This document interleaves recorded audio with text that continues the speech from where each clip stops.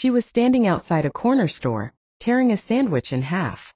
Her son was 4 years old, tugging at her sleeve, asking if there was more.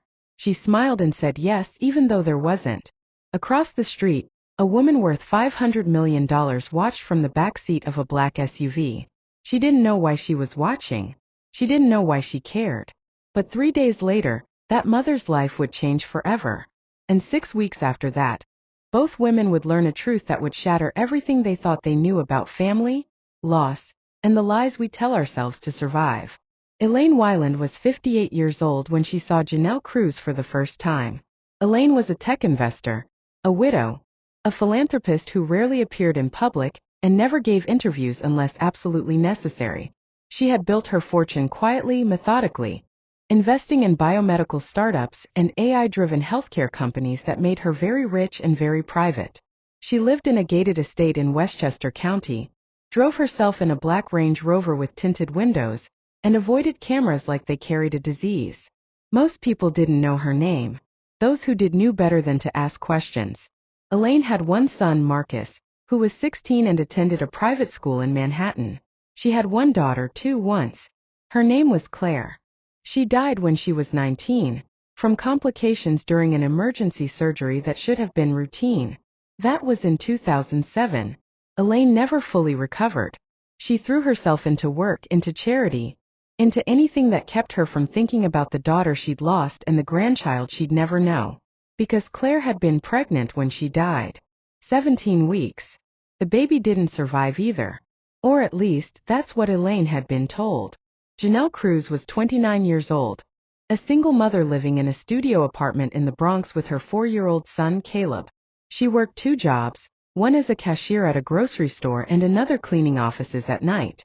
She had no family that she spoke to, no friends who came by, no support system to fall back on when things got hard. And things were always hard. Janelle had grown up in foster care, bouncing between homes in upstate New York until she aged out of the system at 18. She tried community college for a semester, dropped out when she couldn't afford books, worked a string of dead-end jobs, and got pregnant at 24 by a man who disappeared the moment she told him. She'd been on her own ever since. She didn't complain. She didn't ask for help. She just kept moving, kept working, kept making sure Caleb had food even if it meant she went without. That day outside the corner store, she'd spent her last $7 on a turkey sandwich, a bottle of water, and a small bag of chips. She gave Caleb the chips and half the sandwich. She drank the water and told him she'd already eaten.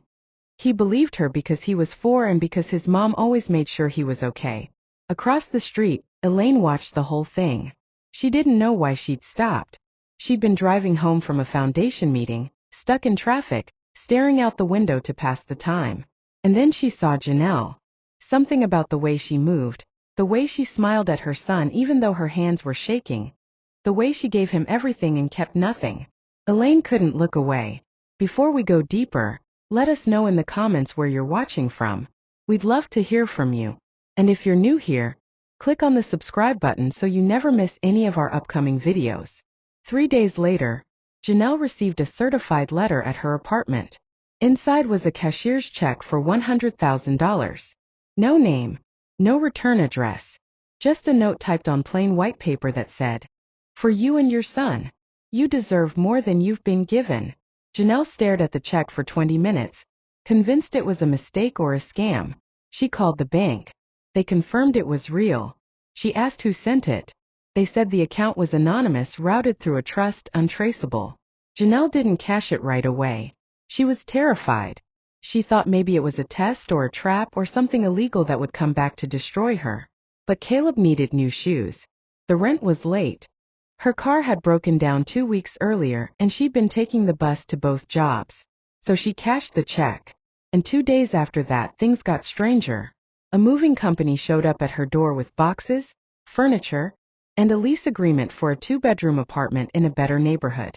Paid in full for 2 years. A week later, she received a job offer from a nonprofit organization she'd never heard of.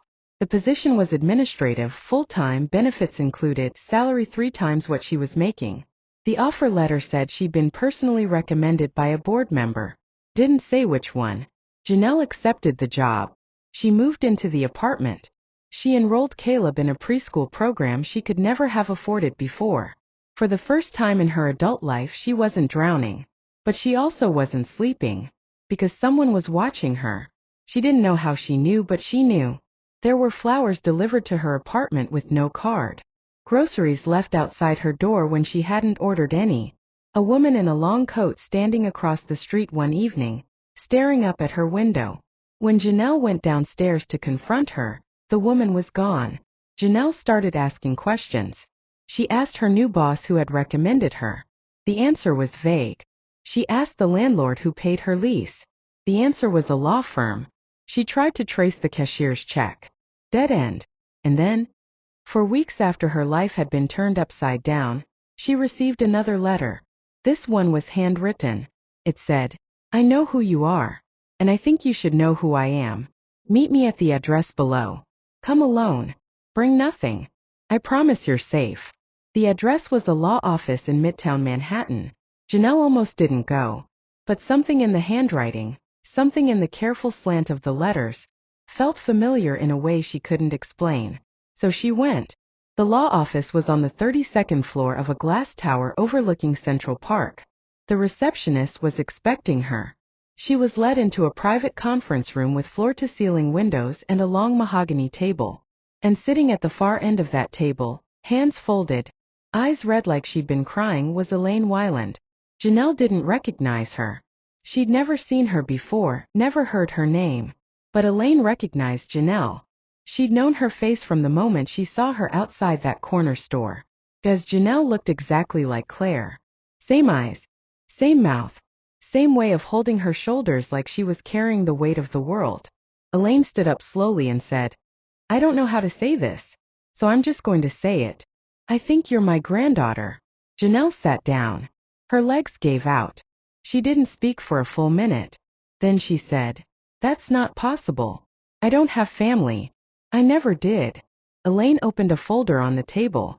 Inside were documents, birth records, adoption papers, hospital files from 2006, DNA test results dated 3 weeks earlier. Elaine said, "My daughter got pregnant when she was 16. Her father and I were going through a divorce. It was a mess. We sent her to live with my sister in Vermont until the baby was born. The baby, a girl, was put up for adoption. Closed adoption. We were told the records were sealed, that we'd never know what happened to her. Claire came home. She finished school. She tried to move on. But she was never the same. She got pregnant again a year later. That pregnancy she didn't survive.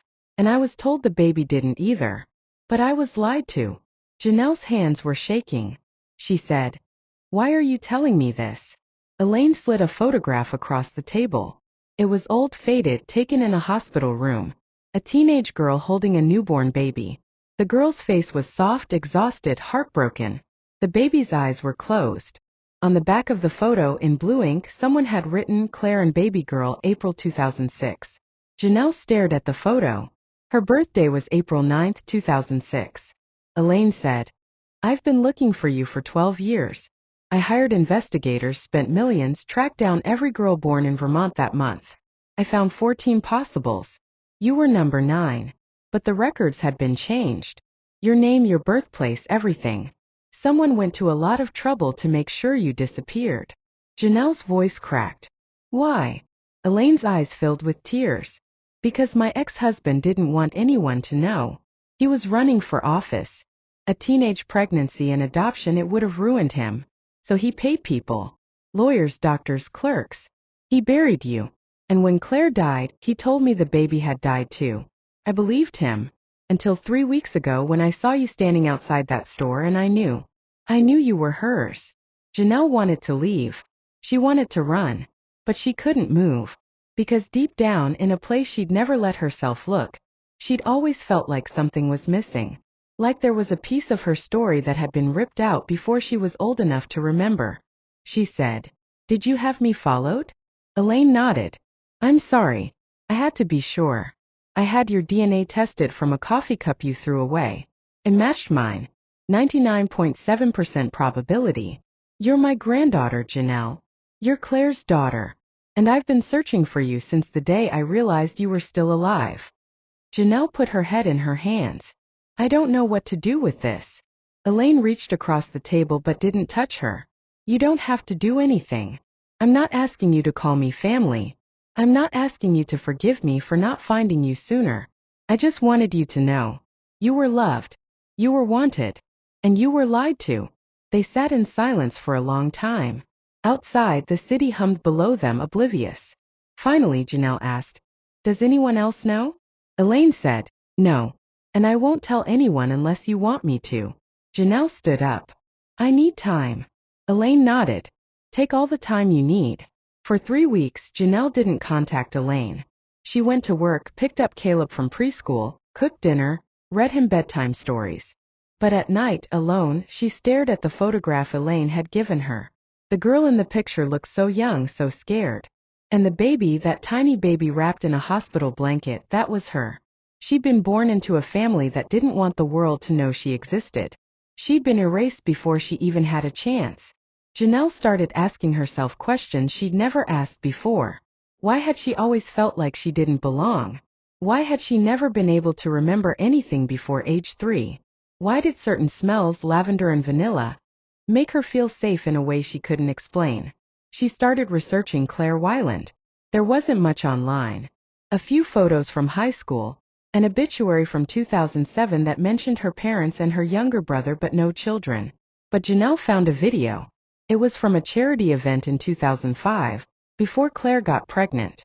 She was 15, standing on a stage giving a speech about youth homelessness. She was articulate, passionate, fragile in a way that made Janelle's chest ache. And her voice, God, her voice sounded like home. 1 month after their first meeting, Janelle called Elaine.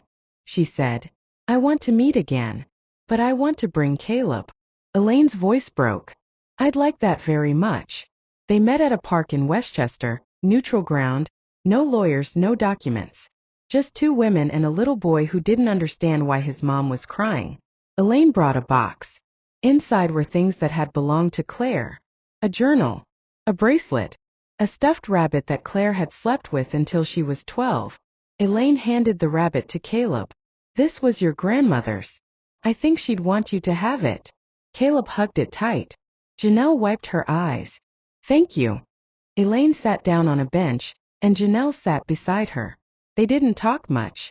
They just watched Caleb play, kicking a soccer ball across the grass, laughing at nothing the way kids do.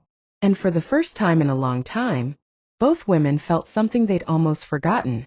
Peace. Not closure, not answers, just peace. Because sometimes family isn't about blood. It's about the people who see you when you think no one's watching. It's about the people who give you half a sandwich when they have nothing left. It's about showing up, even when it's hard, even when it hurts, even when you don't know if it'll ever be enough. 6 months later, Janelle and Caleb moved into the guest house on Elaine's estate. Not because Janelle needed the help anymore, but because Elaine needed them. She'd spent 12 years looking for a ghost, and now that ghost had a face, a voice, a son who called her Grandma Ellie and asked her to read him bedtime stories. Janelle still worked. She still kept her independence. But she also let herself be loved, for the first time in her life. And Elaine, who had spent years drowning in guilt and grief, finally had a reason to wake up in the morning. They never made their story public. No interviews, no headlines, no media circus. Just a quiet, private reconciliation that no one else needed to know about. But sometimes, late at night, Janelle would look at that old photograph of Claire holding her as a newborn and she'd whisper, Thank you, for giving me life, for loving me even when you couldn't keep me. I'm okay now. We're okay. So let me ask you something. If you saw someone struggling, really struggling, would you stop? Would you help, even if it meant opening a door to something complicated and painful? And if you found out your entire life had been built on a lie, that the family you never had was out there searching for you, would you let them in? Or would you walk away? What do you think Elaine should have done? Should she have told Janelle the truth from the beginning? Or was she right to wait, to test the waters to make sure she was really sure? And what about Janelle? Would you have been able to forgive a family that gave you up, even if they didn't know you were still alive? Drop a comment and tell me what you would have done. And if you made it this far, drop a heart emoji. Because this story, like so many others, reminds us that the people we walk past every day might be carrying stories we'll never know. That one small act of kindness can change a life. And that sometimes the family we're searching for has been searching for us too. Thank you for watching. Don't forget to subscribe. Because the truth is, we're all just trying to find our way home. And sometimes home finds us first.